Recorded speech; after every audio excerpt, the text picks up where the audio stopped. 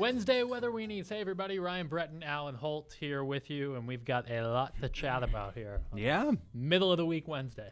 I feel like this is a nice midpoint between, well, it's quiet. Yes. Yeah, it's quiet. And it's quiet for a couple of days. It's nice. Yeah, it is You can nice. chill a little bit. It is cold. Take a breath. There it's is cold. that. It is, but the sun today felt pretty good as long as you're bundled up. And I wanted to start with the numbers this morning. Yeah. Take We a look talked at about it. We did. We talked about it. Yeah. If you can pop it up, you'll be able to see. There they are.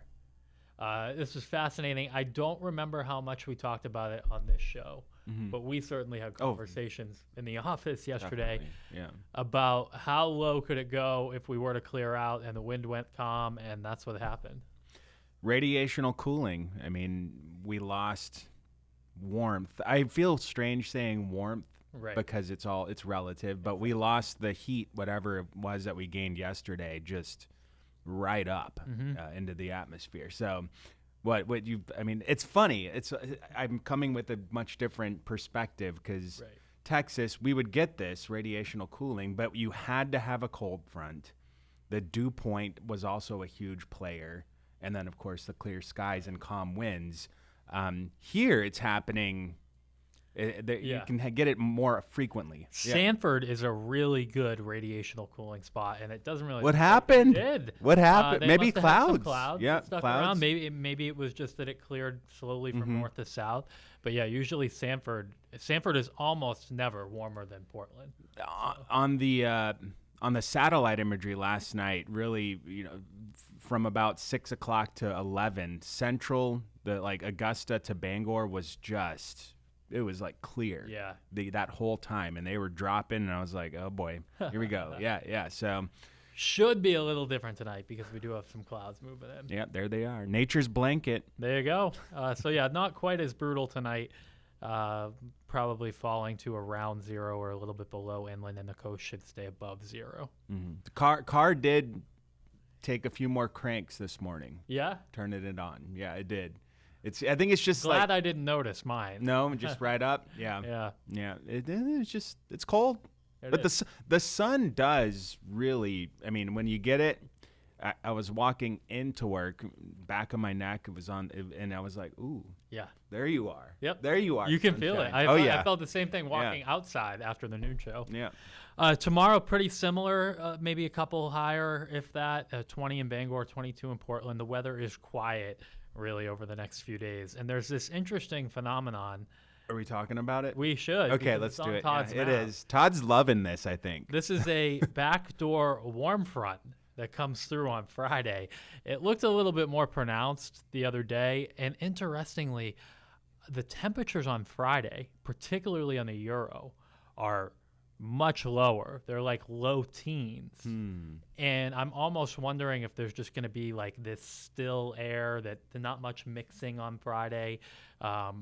So Friday, I dropped the temperatures by a degree, I think, or a couple degrees for Friday as a result. So even though that warm front comes through, it's not really warmer. It's fun to talk about it. It is. It's plausible that maybe that front does generate a little bit of lift, and you get more clouds, and maybe that suppresses highs by a few. But it would have been nice to, bounce up into the 50s behind that one, right? No, I think you're promising a little too much, or thinking a little too much from Nova Scotia or New Brunswick. Yeah, we're gonna hit 50. That would have been fun. I like the idea.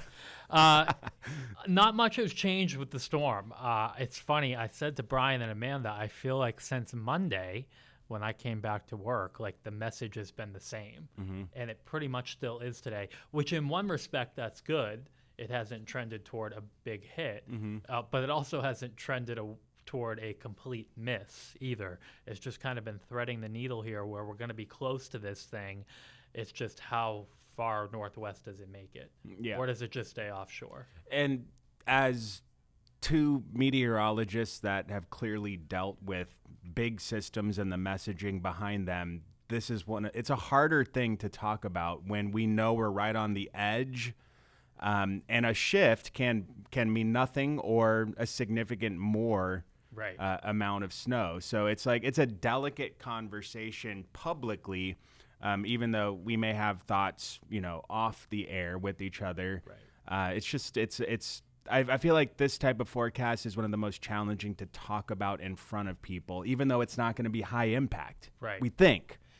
To your point, because we know this storm is going to form and have known that now for several days, and we know it's going to be a strong storm, it is a little bit different in that there isn't the uncertainty over whether or not the storm is going to form. Yeah. So that's why nice. on Monday, we knew that there was going to be a storm. Mm-hmm. Here we are Wednesday, so we've gone from 6 or 7 days out to about 4 to 5. Yeah. And not much has changed just because we're still so far away from it. Mm-hmm. And if there is any shift of a small distance, it can either drag that snow that you see right sitting in the Gulf of Maine away or push it inland. So I threw this together just as kind of an idea of what the risk for accumulating snow is on Sunday. I think Cape Cod, as we talked about yesterday, it's tougher for them to miss the snow shield with this. It sticks out like a sore thumb. There you go. And they could have blizzard conditions. They could. They're going to be a lot closer to the center of this. Also, since I've been here, this will be the biggest storm to pass by us. Right. By a lot. And this is on the bigger end. Yeah. Too. If it gets down to 970 millibars, that's or big. lower, 980. What is that about the threshold for we start? It's some. It depends on. 990 990 could be big. Yeah, it depends. Sometimes there's a high to the north and there's a gradient. Okay. It doesn't have to be a super strong low. Okay. But the one that came by the other day was not. No. 1,000 millibars, something like that. It wasn't anything crazy. Ticky-tack. This is a much stronger storm, which is why the stakes are higher. Which also, even though let's say we don't even get any snow, we're still going to have some coastal influence as it passes by. Absolutely, yeah.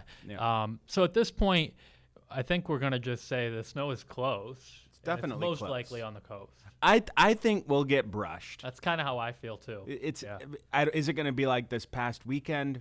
No. I hope not. Right now it doesn't look like it. Sadly, just given the trends in these things over the winter, and this is a weather-weenies conversation more than a on the air to the general viewership.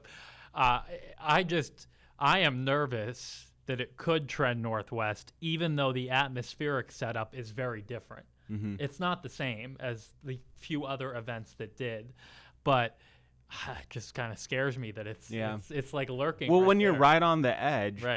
that's what I was like. That's why it's hard to talk about it in front of people, right? Because you're on the edge, and we both know that a little shift means a big difference in impact. We'll say that the ensemble data that I could get my hands on, I haven't looked at 12Z yet, but it was looking like the point that you had referenced, the 4070, a lot of them were outside of that. It is pretty southeast of there. Yeah. So that would be something to maybe lean on a little bit in terms of that low impact. But I'm just worried that given it's Wednesday afternoon and we're not looking at this till about midday Sunday, there's still some wiggle room.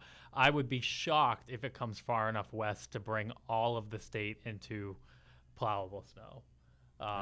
But I wouldn't be shocked if it comes far enough west where back to Lewiston and Waterville and Bangor there could be. So let me ask this, because we haven't talked about this. Are you more concerned about it being a boom or a bust? Like no snow at all, or it booms like crazy? Which way do you think would I'm like 50-50, honestly. Because we're right on the edge. Right on the edge. Yeah. I'm like 50. I couldn't lean one way or another. I think our forecast right now is probably the most responsible, just that we're near it. Yeah. If you got Sunday plans and you're on the coast, worth paying attention to. If you're far inland and north, it would take a major change to get disruptive snow that way. Yeah. We talked about this yesterday. The tides are astronomically high this weekend. The Sunday morning high tide and the Monday morning high tide are the larger normal tides. The Sunday night one, not as much of a concern.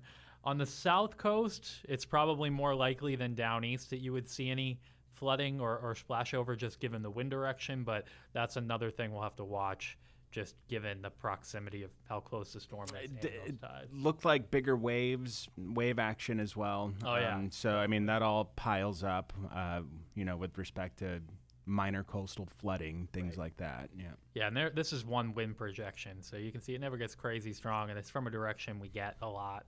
So power outage risk even still is limited, but, it is a nor'easter, so if it bumps closer, then then it's something to think about. So yeah, those are our thoughts on a Wednesday. Lots of thoughts. Yeah. This is my favorite time of ironing out a forecast. Yeah. I love this. This is just fun. Chatting it out. Yep. Yep. That's what we do. I'm actually not going to be here the next 2 days. So it is on you. Hold on, this is there you go. I wore it for him. It's a skier tie. I've had it for a long time, but I'm impressed you have that because I don't own one. well, you'll have to. I'm gonna have to. It's a. To be clear, Alan offered to let me borrow I it. tried. But I brought it in already for got a you. tie with me. Yeah. Okay. And I knew it matched the shirt, so all that stuff. All right, hey, thanks for being here. Alan and Dana have you covered the rest of the week, so follow their updates here on TV, on social media. I'll be sharing what I can too when time allows. Go shred some powder. We're gonna try. Yeah. See ya.